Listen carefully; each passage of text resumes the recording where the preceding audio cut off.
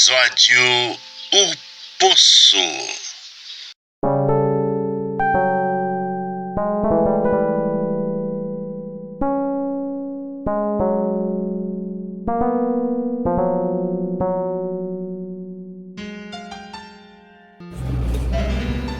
Quando eu era criança, a gente brincava muito com as demais crianças do bairro.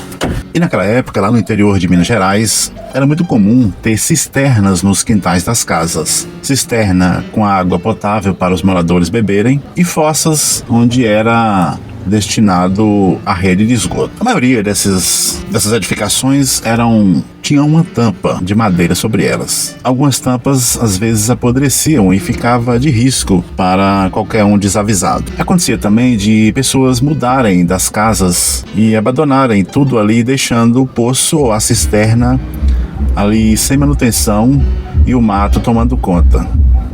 Então você corria o risco de estar andando desavisado num desses quintais cheios de mato, de casas abandonadas, uma prática muito comum em crianças daquela época, e acabar caindo num poço desses. Naturalmente, a maioria deles tinha uma espécie de boca de cimento, onde você poderia primeiro chutar, perceber alguma coisa e recuar. Mas algumas eram rentes ao chão, e você poderia cair ali. Andou acontecendo algumas vezes. Teve crianças que desapareceram do nada e acabaram sendo engolida por alguns desses poços muito comuns nessas casas abandonadas, cheias de capim e mato. Então, por aquela época, era comum sumir crianças no bairro. Algumas pessoas diziam que era o velho do saco, outros diziam que era uma Kombi branca que sempre passava como se fosse uma carrocinha, e alguém de lá de dentro catava a criança e levava. Era o tráfico de órgãos, muito caro no exterior. Mas o que ninguém sabia é que nem todo mundo tem o coração bom. De certo, houve muitos casos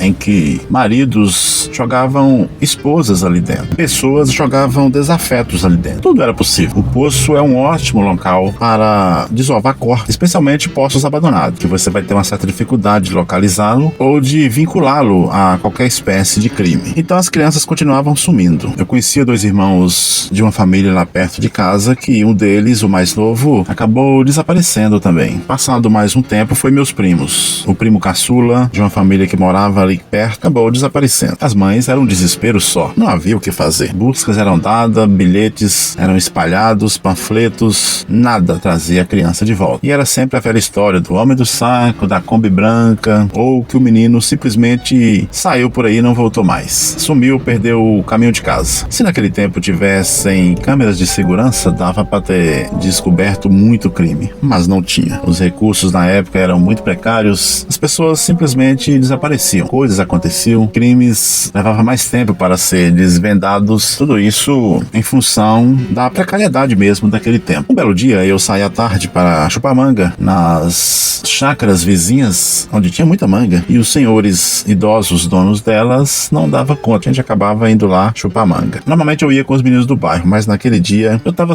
apenas com fome, subi no pé de manga e tô lá em cima. Arranquei uma manga, duas, fiquei por ali, escutei o cantar dos pássaros, o vento soprava leve nas folhas da mangueira, e por todo o bairro você escutava vozes das pessoas nos quintais, mães gritando com filhos, molecada brincando, um ou outro carro passando. Naquela época não era comum ter muito carro no bairro, a gente morava longe de grandes avenidas. Então tá eu lá em cima do pé de manga. A qualquer hora podia chegar um moleque, se juntar a mim, mas naquele dia não chegou. Eram vários pé de mangas espalhados naquela chácara de um senhor conhecido como o Dr. Felipe. Tinha pé de mangas, goiaba, laranja, limões e outras coisas. Eu tava mais ou menos no fundo da chácara e tinha um capim selvagem cobrindo todo o pátio ali naquela parte do fundo, que era uma parte não frequentada pelas pessoas da chácara. O capim estava dando no joelho, e como eu havia dito, quase todo o quintal tinha uma cisterna ou uma fossa. Eu não sabia que ali tinha nada, eu só estava chupando minha manga. No fundo da chácara tinha um espaço, um buraco na cerca, onde as crianças usavam para entrar e chupar manga ou simplesmente brincar na chácara. Tinha que ser escondido, porque o dono realmente não ia gostar de ver gente criançada correndo por ali. De repente eu vi um pisar em folhas, aquele barulho de gente pisando em capim seco. Era uma menina de mais ou menos uns 12 anos que estava vindo brincando com seu irmãozinho. Ela não era da nossa galera. A gente morava da frente da chácara pra frente. E essa menina morava nos fundos, que era uma parte mais nobre do bairro, pessoas que moravam próximo da avenida. Aquela movimentada a que eu me referi. A menina chegou brincando naturalmente com seu irmãozinho ali, os dois brincando no meio daquele capim. Eu até achei que elas iam acabar me vendo ali naquele pé de manga, ou ia procurar algum outro pé de fruta para arrancar alguma. Mas não, eles vieram brincando, os dois correndo, especialmente o pequeno, que vinha mais empolgado, brincando mais. Eles foram se aproximando de um ponto específico que só então eu visualizei que era a boca de um poço. Ficaram correndo em volta dele. De repente, quando o irmãozinho facilitou, a menina catou ele e jogou dentro do poço. Era um poço abandonado, sem tampa. Eu quase não acreditei naquela cena. Ela simplesmente jogou friamente